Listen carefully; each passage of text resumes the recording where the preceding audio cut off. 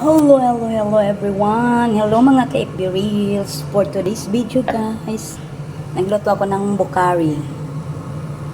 Ayan guys, carrots yung nilagay ko guys, at saka white onion, garlic, tomato paste. Saka nilagyan ko ng mga kunti-kunting mga spicy. Ayan guys, ilagay ko mamaya yung manok na ino-oven ko guys. Yan ang bukari guys. Ayan yung manok guys na nilaga ko ng 1 hour. So, ayan, ino-oven ko pa, tapos ayan, tingnan, pa-brown ko pa yan. Nilagyan ko ng sauce. Yung na yan.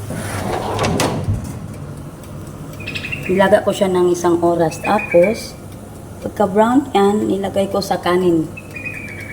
Lagay ko doon sa kanin na may carrots. Ayan, thank you for watching. Bye-bye. God bless everyone.